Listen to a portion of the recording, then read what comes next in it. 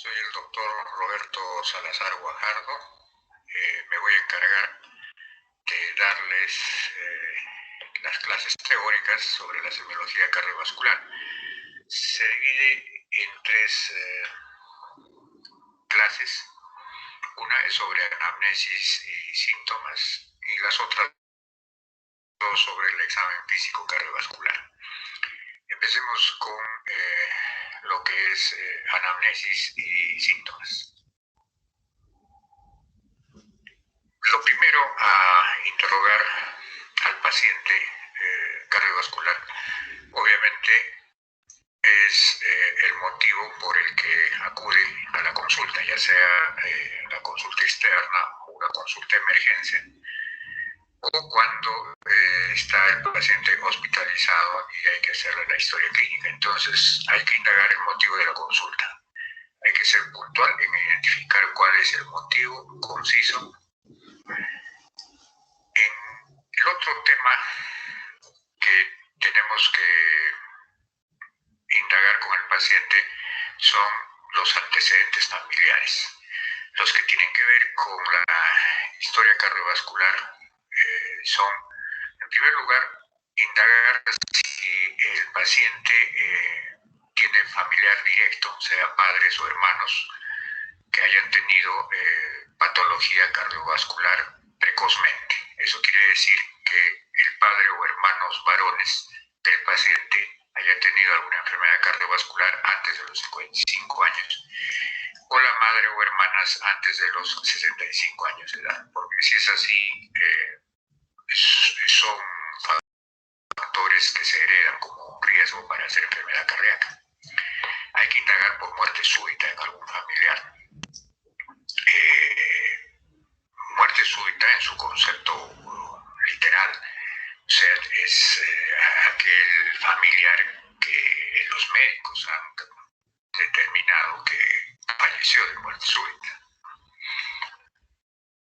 ¿Por qué? Porque hay patologías que cobran importancia cuando existe ese antecedente. Por ejemplo, si en el electrocardiograma del paciente hay una imagen del síndrome de Brugada, o en el electrocardiograma del paciente se mide un QT largo y el paciente tiene el antecedente de un familiar con muerte súbita, cobra mucha importancia esos hallazgos. Caso contrario, si no existe ese antecedente. Hay que preguntar por enfermedades cardiovasculares de tipo hereditario, que ya es conocido que también se hereda, porque también eso es importante saber el dato por cuanto el paciente entonces podría tenerlas, ¿no? Ahí tenemos la displasia ritmogénica del ventrículo derecho, miocardiopatías de índole familiar, ahí entran incluso la hipercolesterolemia familiar y todas aquellas que si bien no son frecuentes, pero existen. En lo que es antecedentes personales del paciente, interesa indagar si tiene alguna reacción adversa medicamentosa, obviamente para evitar prescribir ese fármaco, o si alguna sustancia de contraste para no usar algún medio auxiliar que requiera tal. Es importante los antecedentes personales indagar por los factores de riesgo coronario mayores del paciente. Y ellos son saber si fuma y si lo hace, cuántos cigarrillos al día, desde cuándo y hasta cuándo viene fumando. Hay que indagar si el paciente es hipertenso y si lo fuera, indagar si la tiene controlada la hipertensión con su tratamiento o no. Si él tiene el antecedente de haber tenido dislipidemia y si la tiene controlada o no. Si tiene el antecedente de ser diabético, ya sea de tipo 1 o tipo 2, y si tiene controlada o no la diabetes, son factores a indagar que no puede pasarse por alto, ya que tiene mucha importancia respecto a muy prevalente. Hay que indagar también por historia cardiológica del paciente, concretamente preguntar si tiene algún diagnóstico de enfermedad cardíaca conocida por él, preguntarle si ha sido operado de corazón o si le han hecho algún procedimiento de tipo plastía percutánea. si ha sido sometido a pruebas invasivas como cateterismo cardíaco o simplemente no invasivas, que podría ser una gamografía cardíaca. Hay que indagar si estuvo hospitalizado alguna vez por enfermedad cardiológica. Y hay que preguntar si el paciente, a él se le ha realizado una ecocardiografía y si fuera así, hay que indagar el resultado final de ese estudio. También indagar si fue sometido a algún cateterismo cardíaco y cuáles fueron los resultados. En cuanto a la historia no cardiológica del paciente, es importante indagar por otros factores de riesgo no mayores, pero que son importantes, como si el paciente tuviera pues hábitos de alcohol en el rango de alcoholismo, si consumiera drogas estupefacientes, por ejemplo, tipo cocaína. La ocupación profesional es importante porque si es un paciente que, por ejemplo, ha trabajado por años en un socavón de mina, obviamente lo pone en riesgo de hacer una enfermedad broncopulmonar crónica de tipo obstructivo que lleve a un EPOC y finalmente provocar un coma pulmonar crónico con hipertensión pulmonar que genere falla cardíaca derecha. Entonces, dependiendo de los síntomas o signos con los que viene el paciente, pues el saber la ocupación profesional me ayuda. Hay que indagar también en el paciente por otras enfermedades de otros sistemas, pero que están muy ligados con las enfermedades cardiovasculares. Por ejemplo, si ha tenido un accidente cerebrovascular previo, o un TIA, un accidente isquémico transitorio cerebral. Reumatológicamente, por ejemplo, saber si el paciente tiene el diagnóstico de un lupus eritematoso sistémico, porque esto afecta también al corazón. Endocrinológicamente, si el paciente ha sido diagnosticado de hipotiroidismo, hipertiroidismo. Hematológicamente, si tiene alguna discrasia sanguínea que lo predisponga a hemorragias o de repente policitemia vera que lo predispone a formación de coágulos. Indagar si el paciente tiene diagnósticos oncológicos, ¿no? Y los tratamientos que haya recibido, por cuanto la quimioterapia, la radioterapia afectan también al corazón. Hay que indagar si el paciente tiene alguna broncopatía crónica, porque estas pueden generar coma pulmonar crónico y falla cardíaca derecha. Y hay que indagar si el paciente, por ejemplo, tiene asma bronquial, que si bien no es crónica, pero el tenerla hace que, por ejemplo, tuviéramos cuidado en prescribir ciertos fármacos que por el asma bronquial que tiene este tipo de paciente no deben darse, por ejemplo, beta bloqueadores de primera generación. Hay que indagar si el paciente ha tenido una hemorragia digestiva u otra hemorragia de otra parte del cuerpo, por cuanto probablemente vamos a prescribir fármacos, algunos pueden ser gastrolesivos y provocar nueva hemorragia digestiva, o simplemente usamos con alguna frecuencia para patología cardiovascular antiagregantes plaquetarios que también podrían inducir hemorragia digestiva u otras hemorragias, y usamos anticoagulantes orales, ¿no?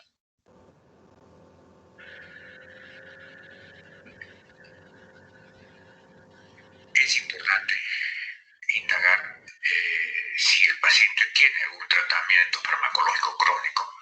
Si fuera así, hay que recoger con exactitud el nombre de cada uno de los fármacos, la dosis en que lo utilizan, desde cuándo y si su uso es regular o irregular, porque esto nos sirve para formarnos una serie de juicios sobre cómo estos pueden estar afectando a la enfermedad actual.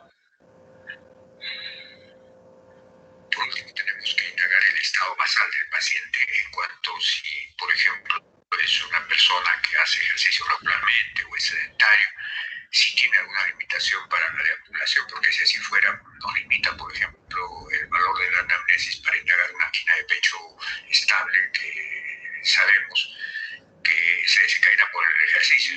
Si el paciente tiene limitada la deambulación, pero obviamente puede pasar por alto el diagnóstico, no porque no lo tenga, sino porque no va a poder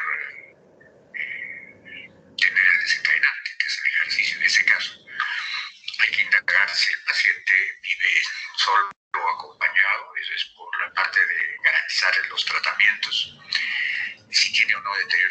positivo, porque si lo tuviera, por ejemplo, no sería un paciente elegible para utilizar anticoagulante oral como warfarina, porque requiere pues un estado de vigilia, de conciencia plena del paciente. Hay que indagar la clase funcional según la Asociación Americana de Nueva York, que esto es la presencia o no de disnea, según la actividad física que desarrolla. Hay que indagar si tiene o no angina, y si la tuviera hay que clasificarla de acuerdo a la Sociedad Canadiense de Cardiología, que es una clasificación similar a la de la clase funcional de Nueva York, pero en vez de usar disnea usamos la angina. En cuanto a la enfermedad actual, que es el síntoma o síntoma y o signo con el que vino el paciente a la consulta o hospitalizarse, por decir. Hay que indagar una serie de características que no hay que pasar por alto. Por ejemplo, la cronología, eso significa en qué momento comienza el problema y cómo se mantiene o remite, recurre o no vuelve, ¿no? El síntoma por el que está consultando. La localización, si es edema, por ejemplo, interesa saber si es de miembros inferiores, de cara, de manos. Si es un dolor de pecho, interesa saber pues si la localización es retroesternal, es epigástrica, es en el hombro derecho o izquierdo, en fin, la calidad del síntoma, ¿no? Que si es un dolor de pecho, por ejemplo, si es opresivo, urente, punzante, la intensidad en algunos casos de fertilidad, ¿no? Por ejemplo, el dolor del infarto o el miocardio muy intenso, los factores desencadenantes, ¿no?, del síntoma que refiere el paciente, ¿no?, que podría ser qué cosa desencadena la disnea, nos permitiría, por ejemplo, establecer el diagnóstico de clase funcional, qué cosa agrava el síntoma por el que viene y que lo alivia, ¿no? Por ejemplo, si el paciente tuviera una de estas disneas que luego veremos, que se agravan al ponerse de pie y alivia al adquirir el decúbito, entonces estaríamos ya identificando el síntoma. Circunstancias en que aparecen, ¿no?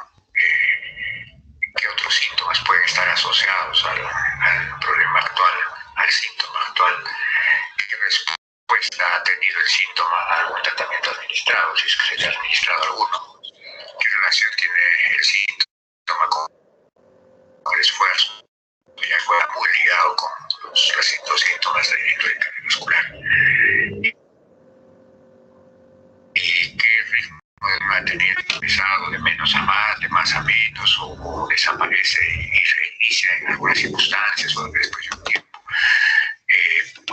Una serie de cosas se tienen que averiguar y más o menos están descritas de una manera muy general, global, en esta lámina. Los principales síntomas de las enfermedades cardíacas son dolor torácico, disnea, síncope, palpitaciones, edema, cianosis, tos y de alguna manera desarrollando la clase. Hablemos del dolor torácico.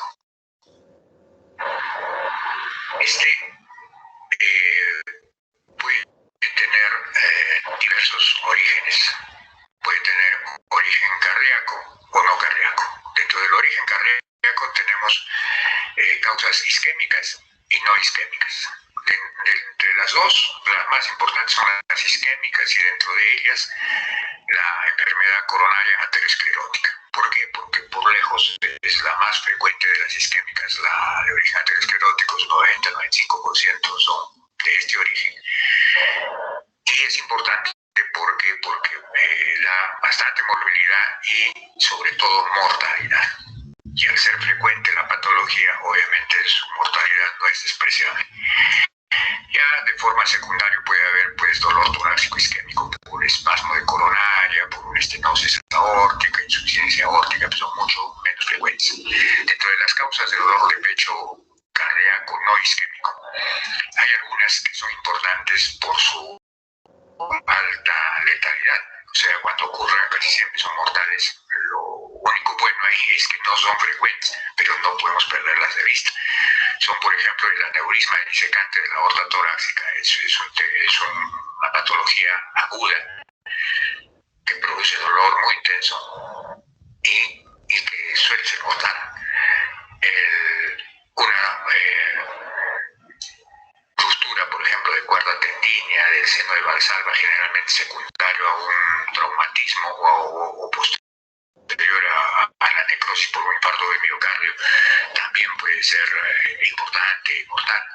De menos trascendencia porque no son, digamos, productoras de muerte, pero sí están como causa de dolor de pecho cardíaco no isquémico, la pericarditis, las miocardiopatías, un prolapso de válvula mitral. Dentro de los dolores de pecho cuyo origen no es el corazón, no es cardíaco, tenemos estos grupos donde pueden ver de origen psicógeno, pacientes que padecen ansiedad, depresión o por simulación pueden tener el dolor. De origen parietal, o sea, originados en la pared del tórax, tenemos las costocondritis a cualquier nivel, no necesariamente en la segunda articulación costocondral, que es el síndrome de Tietze, la izquierda, sino cualquiera puede dar dolor, neuralgias intercostales, obviamente problemas óseos tipo fisura o fractura de una costilla. Dentro de las digestivas, la patología del esófago puede dar un dolor de pecho, ya sea por esofagitis o por un espasmo del esófago, la hernia hiatal también puede dar dolor.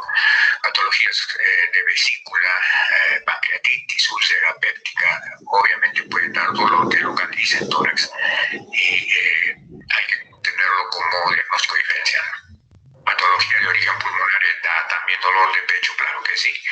Cualquier síndrome de condensación neumónico, neumonía, alteraciones en la pleura dan dolores pleuríticos, un hemotórax espontáneo da también dolor de pecho.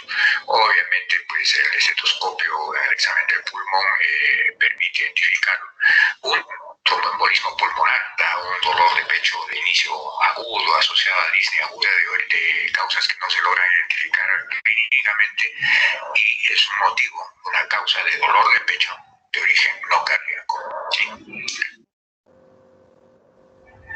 Entonces vamos a desarrollar el dolor torácico de origen cardíaco y concretamente de origen isquémico, y dentro de él cuya etiología es la aterosclerosis.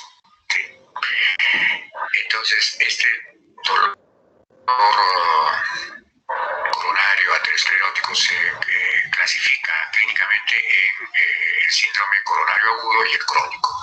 El agudo está compuesto por la angina de pecho inestable, que puede ir de la mano con un infarto agudo de miocardio no ST elevado, por el infarto agudo de miocardio ST elevado, que es el clásico, y muerte súbita. Y por el otro lado tenemos el síndrome coronario crónico, que es donde está la angina de pecho estable. Estas patologías, el dolor isquémico por angina de pecho estable, su fisiopatología es una placa de ateroma donde lo que se reduce significativamente es la luz del vaso y eso genera un desbalance entre oferta y demanda de oxígeno por el miocardio frente a un ejercicio, y es así como aparece el dolor con características de angina de pecho estable por esta enfermedad. Entonces lo que ustedes tienen que aprender como síntoma es a reconocer que este dolor de pecho tiene las características para etiquetarlo como angina de pecho estable. ¿Cuáles son esas? Las que están aquí desarrolladas. Dolor retroesternal, epigástrico o precordial. Estamos hablando de la localización. Son las 3 localizaciones aceptadas por la gran mayoría de autores sobre el tema reconocidos. El tipo calidad del dolor puede ser de 2 formas. Puede ser constrictivo, o sea, el opresivo, o el urente, que es una sensación de ardor, de quemazón. Más bien, si el dolor es punzante o sordo, alejan la posibilidad de que sea una angina de pecho. Otra característica importante es que este dolor isquémico puede irradiar a la cara anterior del cuello, al maxilar inferior, a ambos hombros o brazos, generalmente al izquierdo, e incluso hasta localizada en la región cubital del brazo. Y también puede irradiar a la región interescapular izquierda. Entonces, son características que incluso se van a repetir con la otra angina que vamos a ver luego.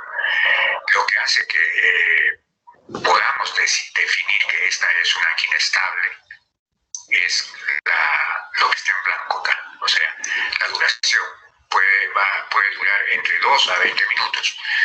Se desencadena necesariamente por un esfuerzo físico o una emoción que equivale al esfuerzo físico. Se caracteriza también porque alivia con el reposo o alivia con el uso de el dolor isquémico por angina de pecho inestable.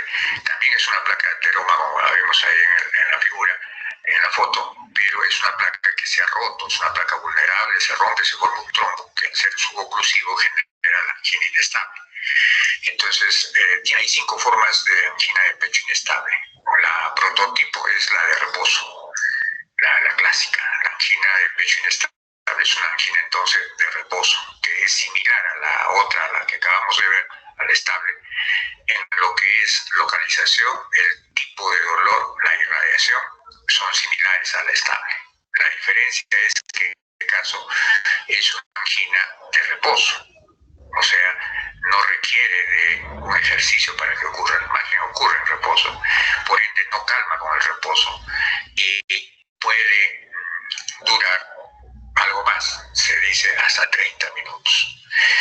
De otra manera, tienen que existir por lo menos 2 o más episodios en el lapso de 24 horas y por un lapso de 24 a 48 horas. O sea, no puede durar más de 48 horas y no puede haber un episodio en 24 horas, sino por lo menos 2 o más, que corresponden cada episodio a la ruptura y formación del trombo de esa placa. La angina de reciente inicio o primera presentación es más bien una angina, a diferencia de la anterior, de esfuerzo. Pero que al interrogar por el tiempo que la viene presentando el paciente, no tiene más de un mes de haber iniciado. Y además, al interrogar por la frecuencia con la que se presenta, no tiene características, sí tiene características de severidad. Entonces, la angina de reciente inicio o primera presentación es una angina de esfuerzo, pero que no tiene más de un mes de estar presentándose y más bien es frecuente en su presentación. Entra a ser parte del grupo inestables porque todas estas anginas de la estable en que tienen un riesgo del 10 al 20% de hacer un infarto o miocardio en esos días. Por eso este grupo se hospitaliza, el anterior se maneja ambulatoriamente. Inestable, la angina profunda acelerada nuevamente es una angina de pecho de esfuerzo, no es de reposo, pero que de pronto el paciente ya la tiene meses o años y de pronto empieza a progresar en que ya sea en la frecuencia de percepción del dolor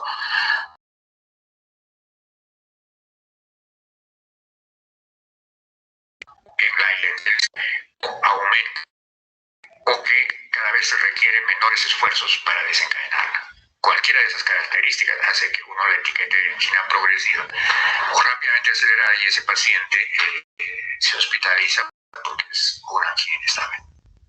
La angina posinfarto es la más ominosa de todas las inestables.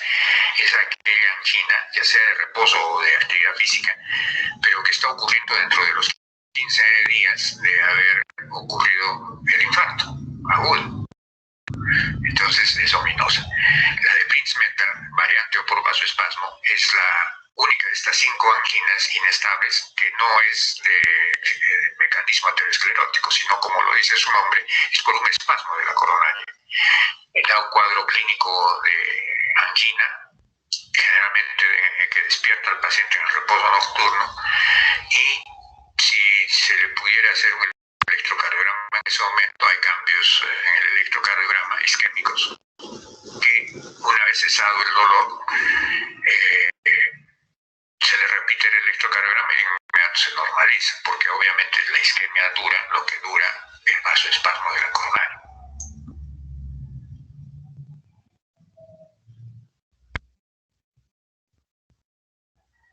Otro tipo de dolor isquémico es el producido por el infarto agudo de miocardio, que nuevamente es una placa vulnerable, pero esta vez el coágulo formado por la ruptura de la placa ocluye totalmente la luz y entonces hay necrosis. Aquí ya no es isquemia solamente, sino necrosis. Entonces el cuadro clínico de este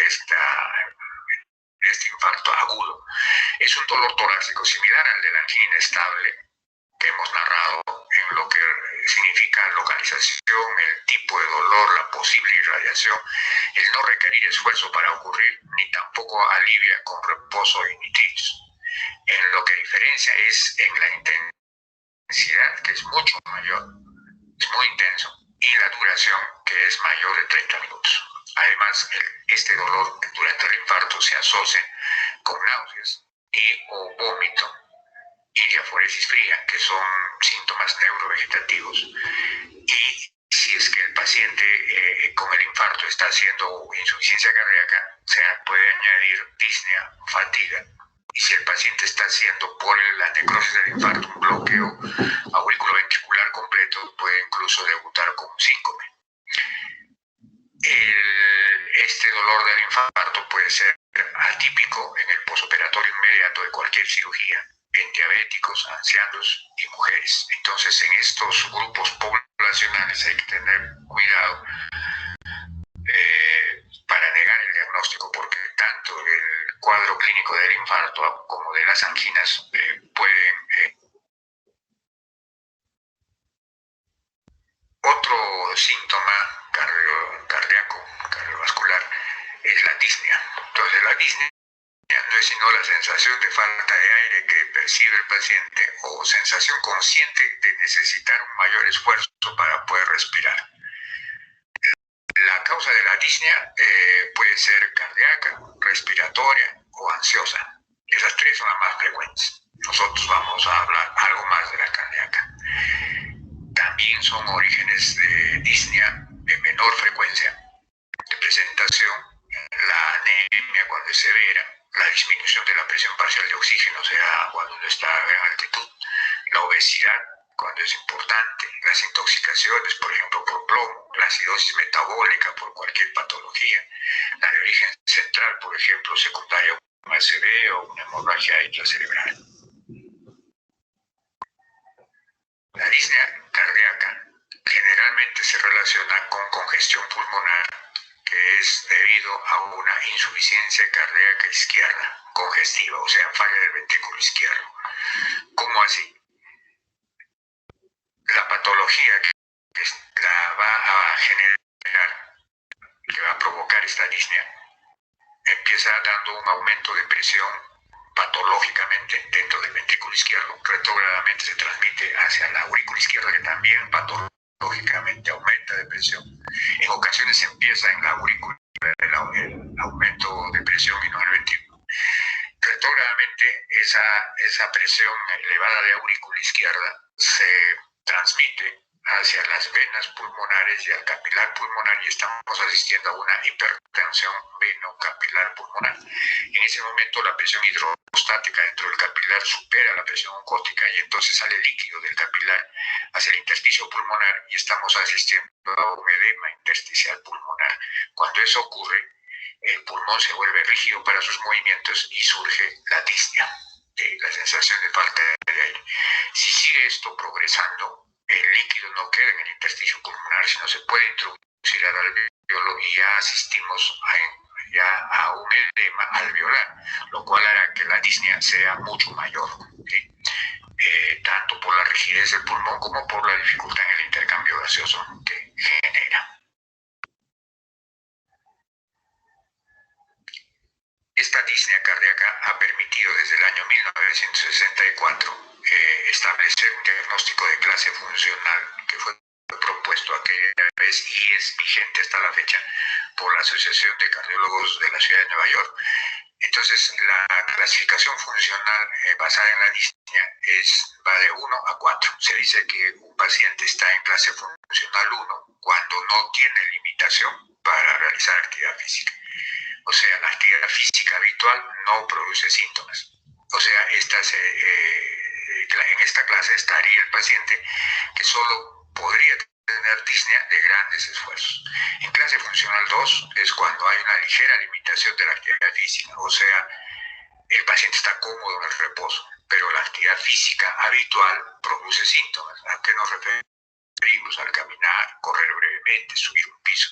Es conocida como la disnea de medianos esfuerzos. Clase funcional 3 es donde hay marcada limitación de la actividad física, o sea, el paciente está cómodo en reposo, pero una actividad física menor que la habitual ya produce síntomas. ¿Cuáles son esas actividades? Asearse, vestirse, hablar, comer. O sea, esta equivale a la disnea de pequeños esfuerzos. Y la clase funcional 4, que es cuando el paciente tiene síntomas en reposo, o sea, es la disnea de reposo. Cada renglón para cada clase es como cada diferente autor de libros lo expone, pero al final todos ellos se están ajustando a lo que fue propuesto en 1964 y que sigue vigente. Nostomia es una disnea del decúbito supino que obliga al paciente a adquirir la posición ortopnéica que es sino la semisentada o incluso levantarse pues, de la cama, aliviando rápidamente la disnea. Se afirma que esto ocurriría porque el paciente al adquirir el decúbito, el territorio, la sangre que está del territorio esplácnico, o sea, de las venas del sistema digestivo y las que están en los miembros inferiores, de inmediato, por el decúbito dorsal, de inmediato retornan al corazón derecho, a la aurícula, y por ende rápidamente llegan a la aurícula izquierda. ¿Eso qué significa? Que al adquirir el decúbito dorsal, cualquier persona lo que está haciendo es aumentar el retorno venoso al corazón, o sea, la precarga. Si el corazón de uno es sano, pues lo tolera. A lo sumo puede que cuando te recuestes sientas alguna palpitación en el pecho, en el cuello, pero pues es por eso, es porque el corazón está trabajando más debido al retorno venoso aumentado en esa posición. Pero si el paciente está en falla cardíaca, tiene ya insuficiencia cardíaca, falla del ventrículo, obviamente no tolera ese aumento de retorno venoso y entonces hace hipertensión venocapilar, o sea, disnea, lo que hemos narrado en la disnea de esfuerzo. Entonces, en este caso, ocurriría por la posición. Por eso el paciente se sienta y de inmediato disminuye ese aumento del retorno venoso y cesa pues la disnea. Sin embargo, ese mecanismo explica la ortopnea de origen cardíaco, más por falla cardíaca. Pero también la ortopnea no es patognomónica de falla cardíaca izquierda, sino que la ortopnea puede aparecer en pacientes que tengan patología pulmonar simplemente, o incluso pacientes que sin tener falla cardíaca pueden estar teniendo un derrame pericárdico importante, severo, y van a presentar ortopnea. O sea, no es patognomónico de falla cardíaca izquierda congestiva, pero sí es uno de los medios.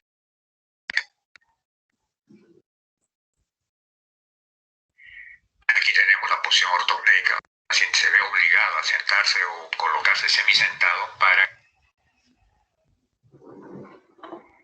La tripopnea es más bien la disnea de uno de los decúbitos laterales. Esto ocurre cuando hay patología en el pulmón que queda arriba.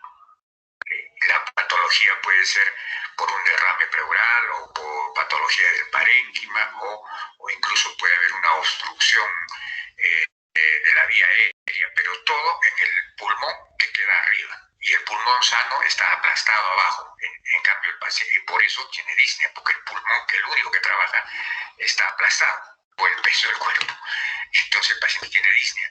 Se cambia al otro decúbito y cesa la disnea. ¿Por qué? Porque el pulmón enfermo, que no trabaja, va abajo y el sano va arriba y tiene alivio, ¿no? Entonces la trepopnia es la disnea de uno de los decúbitos por patología pulmonar del lado que queda arriba. La tipnia viene a ser la disnea en posición de bipedestación y que mejora cuando el paciente adquiere el decúbito. Esta disnea se explica porque hay presencia de ortodeoxia, que no es sino la desoxigenación que sufre el paciente cuando se pone de pie y que mejora con el decúbito. Es propio de patologías donde hay Shan, o sea, cortocircuitos, ya sea intracardíacos como un CIA, o Shan a nivel de la vasculatura pulmonar o cortocircuitos a nivel del parénquima pulmonar. Entonces esto hace que la oxigenación esté tan disminuida que cuando el paciente se pone de pie, pues presenta disnea, guarda el reposo y la ventopnia es una de las últimas disneas descritas. Y se dice que es aquella que ocurre durante los 30 primeros segundos cuando un paciente se agacha a amarrarse los zapatos, o sea, al realizar una flexión anterior del tronco. Y se debería a un brusco retorno venoso nuevamente al corazón.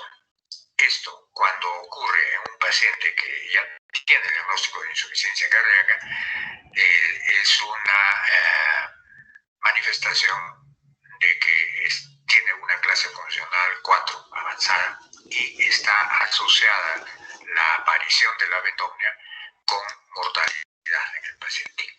O sea, es mal. La paroxística nocturna es la brusca disnea del decúbito, pero que requiere que el paciente esté más de una hora echado en cama. Generalmente se duerme. Surge la disnea, lo despierta, se levanta, se sienta, camina, abre la ventana de la habitación y no le pasa, demora. Esta disnea demora de 10 a 20 minutos en pasar y requiere una hora o más en que inicie la disnea, requiere que esté ese tiempo en decúbito. ¿Cuál es la explicación?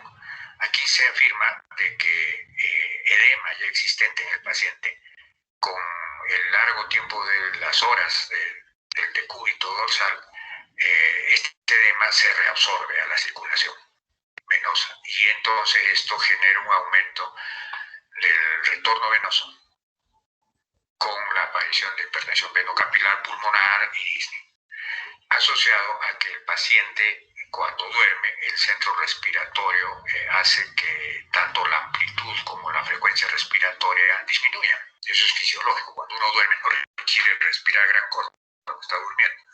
Ya eso ocurre en este paciente. O sea, su función respiratoria está en estado basal cuando más bien va a sentir la disnea por el aumento del retorno venoso, por el edema que se ha reabsorbido. Entonces, es un mecanismo mixto que explicaría la disnea paroxística nocturna. Esta es más constante de falla cardíaca que las otras. Por eso se le considera un criterio mayor de Framingham para el diagnóstico de insuficiencia cardíaca con palpitaciones. Las palpitaciones no es sino la percepción consciente y desagradable de su propio latido cardíaco por el paciente. Generalmente la percibe a nivel del precordio, a veces en el cuello o en el oído. Cuando esta palpitación el paciente la refiere sentir frente a estados emocionales o esfuerzo físico, pues puede ser fisiológica. Sin embargo, si el paciente refiere sentir las palpitaciones en estado de reposo, tanto físico como emocional, o puede ser que la produzca o simplemente ser el reflejo de la patología. Y esta patología podría estar manifestándose por un brusco aumento de la frecuencia cardíaca, o sea, lo que ocurriría en las taquiarritmias, que el paciente viene con palpitaciones por emergencia. O puede ser la palpitación secundaria a la aparición de una arritmia cardíaca, o sea, el ritmo del corazón se torna arrítmico sin necesidad que esté acelerado. Entonces la arritmia también puede dar la sensación de palpitación. O también puede el paciente sentir la palpitación porque aparece un aumento de la fuerza contráctil del ventrículo, lo cual puede ser como algo compensatorio a una patología cardíaca o extracardíaca incluso, o secundario a un fármaco. O simplemente el paciente puede percibir esto porque está presentando un descenso del umbral de sensibilidad de sus latidos cardíacos, y esto ya es de origen pues, ansioso, psicógeno. Existe obviamente una gran variedad de arritmias con diferentes connotaciones, desde las leves y trascendentes hasta las que son potencialmente mortales.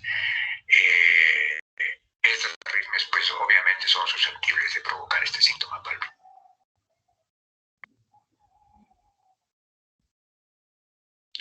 El edema. El edema es la tumefacción mística ocasionada por el aumento del líquido intersticial.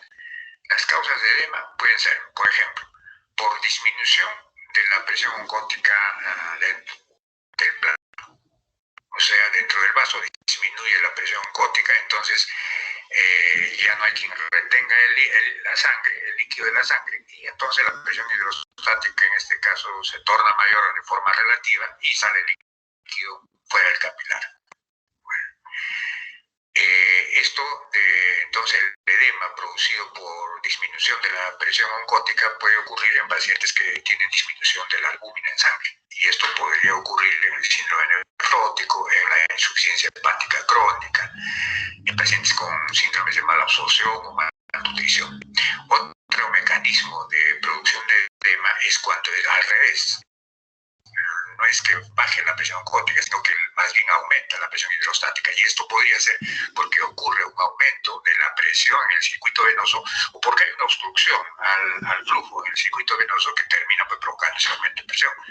Cualquiera de las dos. Entonces, dentro de este mecanismo, la más frecuente e importante en nuestra clase es la que he resaltado con amarillo, que es la insuficiencia cardíaca. La insuficiencia cardíaca derecha hace que exista un aumento de la presión a nivel de las venas sistémicas, o sea, de las cavas, y por eso es que por el aumento de la presión en la cava inferior surge pues, el edema de miembros inferiores. ¿Listo? Pero también puede haber entonces por un mecanismo de aumento de presión hidrostática, se explica el edema por trombosis venosa profunda de las piernas, o alguna insuficiencia venosa crónica, o por el embarazo, o por un tumor pélvico que esté pues comprimiendo a la cava inferior, o por simplemente una expansión del volumen intravascular, ya sea porque se le administra mucho líquido endovenoso, o por una insuficiencia renal.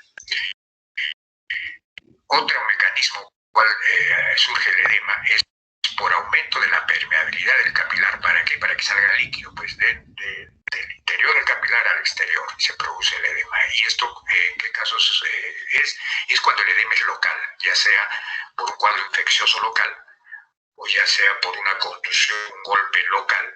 Entonces hacen que la permeabilidad capilar se altere y salga líquido. Lo propio ocurre por cuadros anafilácticos, ya sean locales, por picadura de un insecto local, o ya sea anafilaxia pues, generalizada, ¿no es cierto? Incluido el edema angioneurótico ahí, es justo porque hay un aumento de la permeabilidad capilar, y entonces por anafilaxia, y entonces surge el edema. O incluso puede haber aumento de permeabilidad capilar y edema, por ejemplo, como efecto secundario de calcio antagonistas, ¿no? Que la edema malleolar, por ejemplo. Otra causa de edema es la obstrucción del circuito linfático, del retorno de la linfa hacia el corazón, o sea, eso se denomina linfedema. Clínicamente se puede caracterizar porque no deja signo de la FOBE. Ejemplos de ello tenemos pues lesiones por radioterapia, por patología oncológica, malformaciones congénitas, infiltración maligna, elefantiasis, son causas. El edema de origen cardíaco generalmente es entonces por insuficiencia cardíaca congestiva derecha, que ya acabamos de decir, hace que aumente la presión hidrostática dentro de la cava inferior y se produce el edema. ¿Sí? caracteriza porque obedece este edema a la ley de gravedad, o sea, toma o ocupa las posiciones de declive. Eso quiere decir que localiza en pies y malleolos. Sin embargo, si el paciente está postrado en cama sin levantarse, pues puede tomar la región sacra. Si es un paciente que su falla cardíaca es severa, grave, el edema puede ir subiendo. Empezó en los pies, pero va ascendiendo hasta incluso llegar a cara. El edema de origen cardíaco es vespertino, o sea, por las tardes. Eso quiere decir que al despertar en la mañana no está presente, o si está, es pues una cruz de intensidad, y en la tarde pues son 3 cruces. Es bilateral, no necesariamente simétrico, o sea, toma pues los 2 pies o 2 piernas, aunque uno puede ser mayor que el otro, pero siempre las bilateral. Es blando, o sea, es un edema que deja el signo de la fobia o de Godet, que es al apretar deja ahí hundida la piel. Y es frío. Eso lo único que nos dice es que no es caliente, porque los únicos edemas calientes son el anafiláctico y el inflamatorio, ¿no? Por conducción o infección local. El edema, en cambio, cuando tiene un origen renal, se caracteriza por ser un edema generalizado, o sea, es un edema que toma los dedos o sea, toma los pies, los dedos de manos, la cara, generalizado. Y además es un edema matutino, o sea, está presente desde la mañana, no se modifica. El edema de origen hepático, en cambio, localiza en pared abdominal y se precede de ascitis. Además, obviamente puede localizar en pies y malleolos, pero lo que clínicamente nos orienta a él es que lo localizamos en la pared abdominal. El misedema es un pseudoedema por acúmulo de sustancia mixoide durante el hipotiroidismo. Ahí tenemos un ejemplo de edema bilateral con signo de... La cianosis es la coloración azulada de piel y mucosas debida a un aumento de la hemoglobina reducida en la sangre capilar por encima de 5 gramos por decilitro. La cianosis puede ser central o periférica. La cianosis central puede ser por derivados anormales de la hemoglobina, como la metahemoglobinemia, por ejemplo, intoxicaciones por plomo, o la sulfahemoglobinemia. Y la cianosis central puede ser también por insaturación de la sangre arterial, que a su vez puede deberse a 2 causas, pulmonar o cardíaca. Cuando es de causa pulmonar, significa que cualquier patología broncopulmonar suficientemente severa es capaz de dar cianosis. ¿Por qué? Porque la oxigenación pues es pésima, y entonces la sangre reducida pues llega a superar los 5 gramos por decilitro en los capilares. Entonces, cualquiera de ellas es susceptible de generarlas. Ahí tenemos por hipoventilación a nivel de alveolos, o una alteración en la relación ventilación-perfusión, o hay perturbación en la difusión del oxígeno. Las de causa cardiovascular básicamente son cortocircuitos cardíacos con shunt o flujo de derecha a izquierda. Ese es el tema. La cianosis central cardíaca y prácticamente son cardiopatías congénitas, ¿cierto? Tetralogía de Fallot de la cabeza, o puede ser un síndrome de Eisenmenger, Epstein, fístulas arteriovenosas pulmonares, o sea, cortocircuitos cardíacos, generalmente congénitos, con shunt o flujo de derecha a izquierda, o sea, donde la sangre no oxigenada contamina a la oxigenada. La cianosis periférica, en cambio, el mecanismo por el que se produce es por una mayor extracción de oxígeno a nivel de los tejidos, desde el capilar sistémico. Entonces, ¿cómo se explica esto? Por ejemplo, puede estar ocurriendo a nivel de las vénulas, del capilar sistémico o de las arterioles. Entonces, supongamos que el retorno venoso es lento porque el paciente está en insuficiencia cardíaca derecha congestiva, entonces la presión de las venas cavas es muy alta. Entonces el tránsito de la sangre por las vénulas es tan lento que hace que el tiempo de permanencia de la sangre atravesando el capilar sistémico dure más de lo debido. Entonces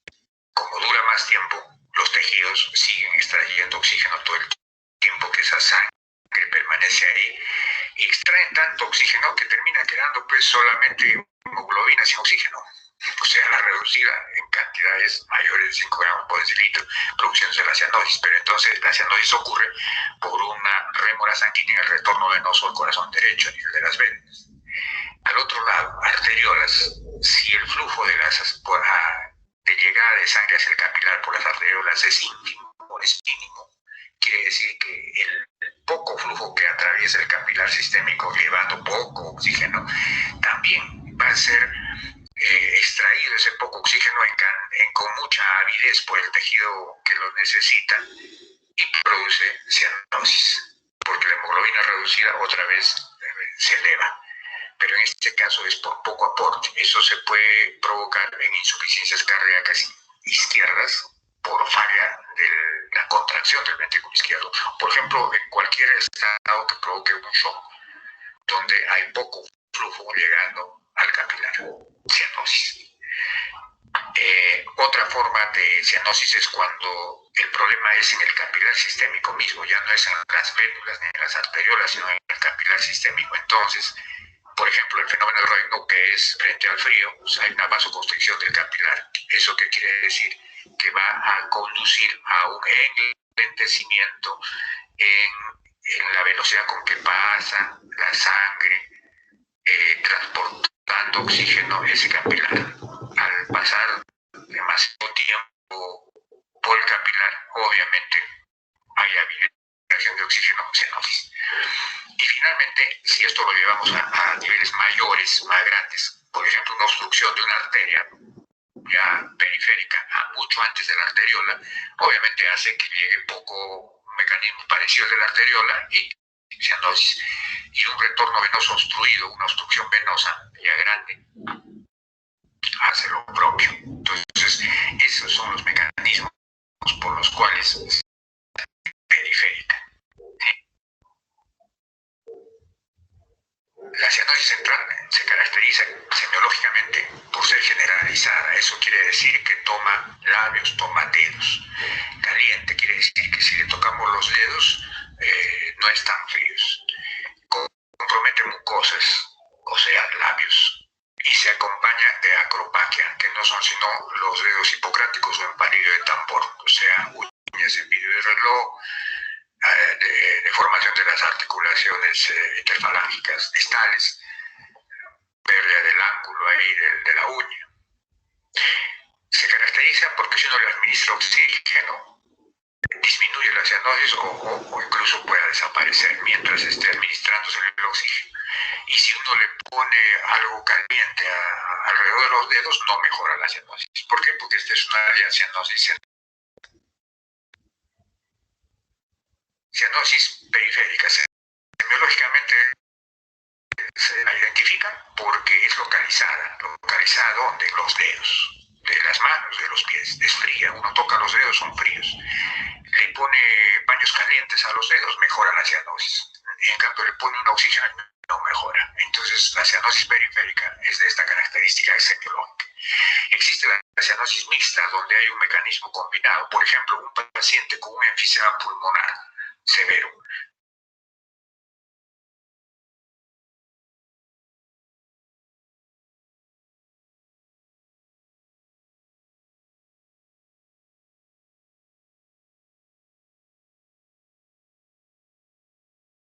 Ventrículo derecho y puede dar insuficiencia cardíaca derecha congestiva. Por ese mecanismo puede dar lentitud en el retorno venoso a nivel de las vénulas y entonces genera cianosis periférica, cardíaca y central respiratoria. ¿De acuerdo? Ese es un ejemplo de cianosis mixta.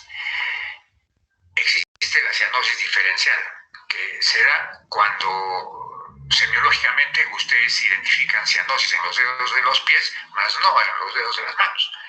Eso se explicaría porque el paciente sería portador de una enfermedad congénita, la persistencia del conducto arterioso, que sería lo suficientemente importante o severo, este ducto permeable, que ha generado hipertensión arterial pulmonar secundaria. Y esto hace que la presión de la arteria pulmonar distalmente al conducto arterioso llegue a superar la aorta y entonces pasa sangre de la pulmonar hacia la aorta contaminando pues la sangre sistémica del conducto hacia abajo. Entonces, ¿eso qué es? Pies. En cambio, del conducto hacia arriba no hay contaminación, porque la sangre arterial no fluye hacia arriba. Entonces,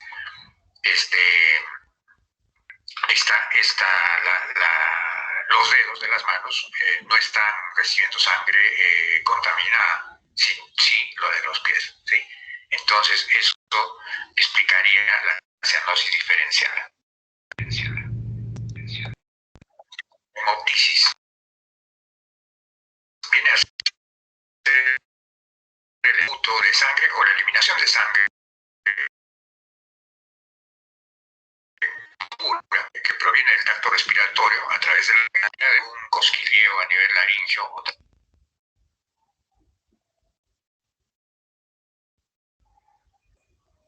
Las causas de hemoptisis pueden ser pulmonares, cardiovasculares y otras. Dentro de las pulmonares, las más frecuentes serán tuberculosis pulmonar y bronquiectasis, y hay otras más.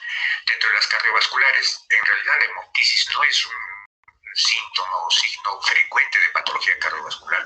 Sin embargo, puede existir en qué casos, en estenosis mitral severas o en un aneurisma disecante de la aorta torácica, ¿no? Puede estar ahí. También puede estar presente cuando eleva la presión de la arteria pulmonar. Tenemos el caso del infarto pulmonar, hipertensión pulmonar primaria, un síndrome de Eisenmenger, fístulas arteriales pulmonares congénitas. Otras causas de hemoptisis que no son pulmonares ni cardiológicas, tenemos las diátesis hemorrágicas, o sea, de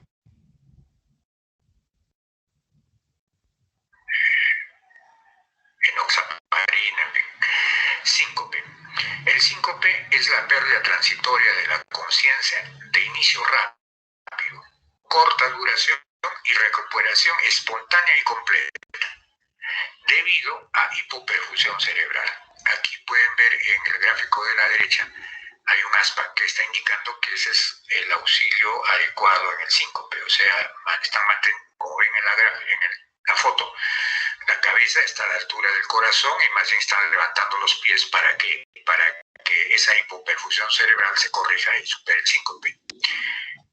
En cambio, lo que no se debe hacer es donde hay una cruz a la izquierda, donde el paciente desmayado, en su auxilio, lo levantan. Y lo único que están haciendo es dejar al cerebro por encima del nivel del corazón, entonces están perpetuando la hipoperfusión cerebral, ¿no? Y cuando viene el familiar trayendo al paciente al médico y uno pregunta qué ha pasado, entonces le va a decir, se ha desmayado 3 veces, ¿cómo 3 veces? Sí, se cayó, lo levantamos, se volvió a desmayar, le volvemos a levantar, se volvió a desmayar, claro, porque no le dejamos recuperar. Entonces, esa es la definición de esto. El síncope fisiopatológicamente se divide en 3 grupos. El síncope de origen cardíaco, el síncope de tipo reflejo o neuromediado y el síncope por hipotensión ortostática. En el síncope, por ejemplo, por hipotensión ortostática, podemos ver ahí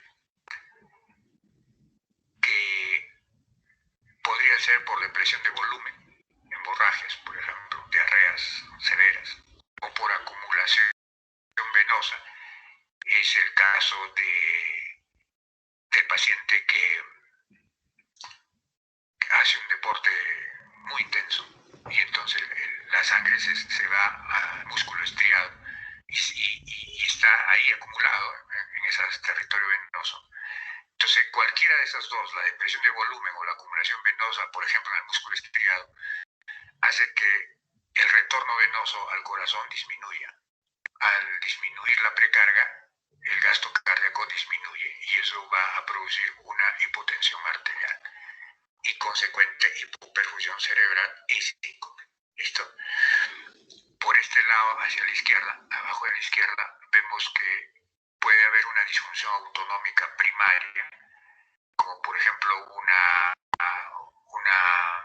esclerosis amiotrófica, o puede haber una disfunción autonómica secundaria, por ejemplo, secundaria a varios años de diabetes que genera neuropatías.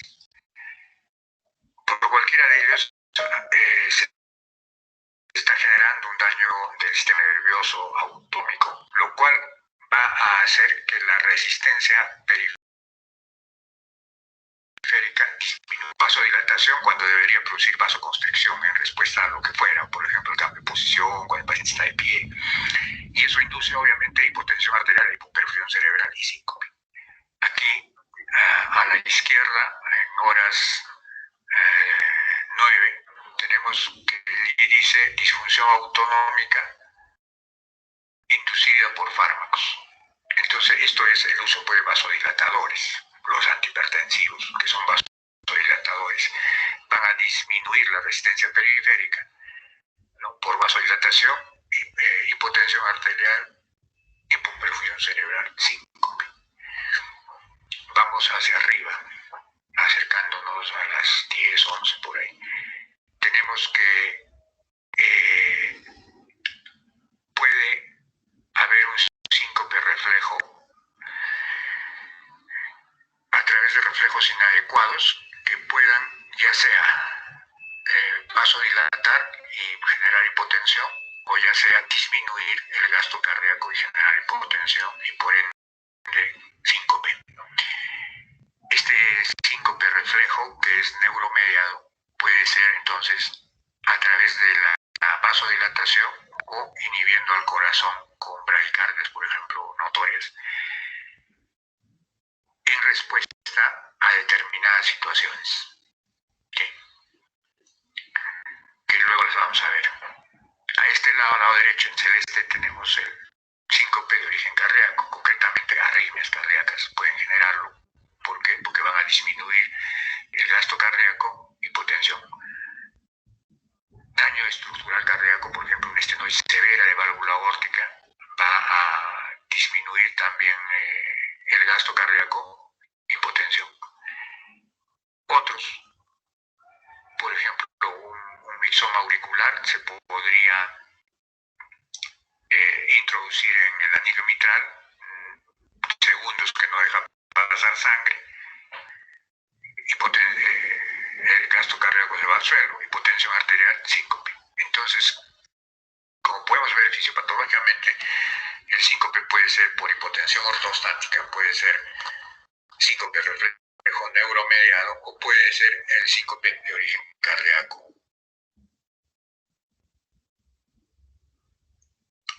Aquí tenemos la clasificación actualizada de 2018, las guías sobre síncope de la Sociedad Europea de Cardiología, que la divide en 3 grupos: el síncope reflejo o neuromediado, el debido a hipotensión ortostática y el de origen cardíaco. Aquí tenemos el síncope reflejo o neuromediado, que lo divide a su vez en vasovagal, que es el que antiguamente se equivaldría a la lipotimia.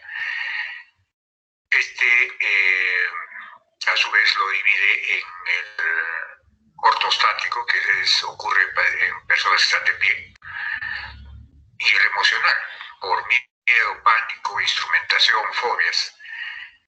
Tenemos la otra forma de síncope reflejo, que es el situacional, que ocurre, por ejemplo, cuando el paciente está miccionando o al tragar alimento, defecar, al toser, estornudar tras ejercicio, al tocar instrumento de viento. En este grupo de reflejo tenemos el del seno carotídeo, que es por masaje al seno carotídeo, y formas atípicas que clínicamente no aportan las características a algún tipo de síncope, pero el estudio que se hace finalmente lo muestra. Aquí tenemos el síncope debido a hipotensión ortostática. Se describe por acumulación venosa, por ejemplo, en el músculo estriado por el ejercicio. El postprandial, ¿no?, porque se acumula la sangre en territorio venoso esplácnico. O en personas que están demasiado tiempo en cama, también puede ocurrir lo mismo.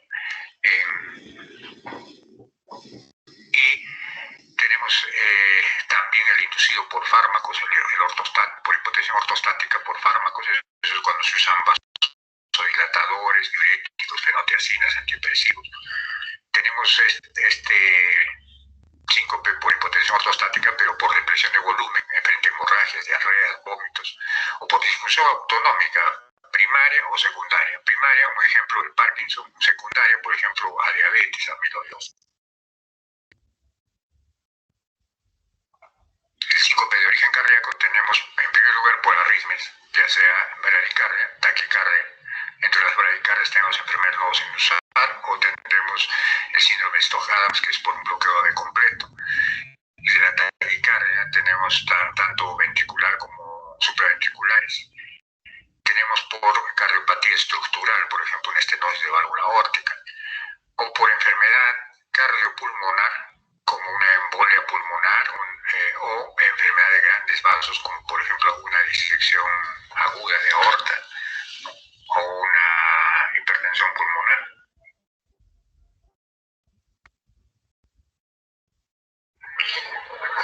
En el cuadro de la izquierda vemos la prevalencia del síncope de mayor a menor.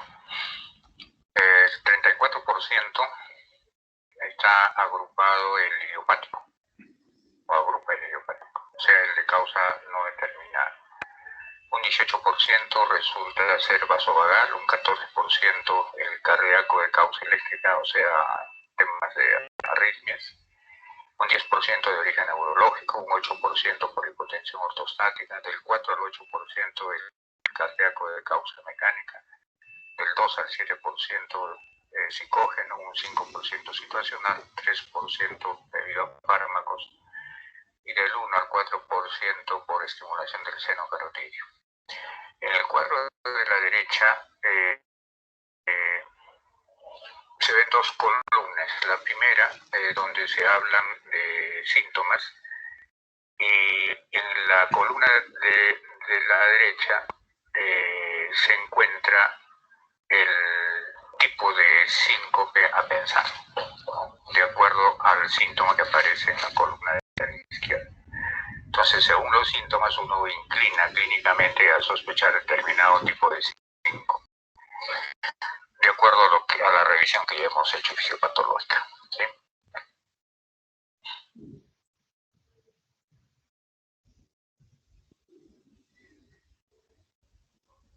Entonces, jóvenes, con esto hemos acabado esta clase, que, como se dan cuenta por la bibliografía, viene a ser un compendio de mucha literatura revisada a través de los años.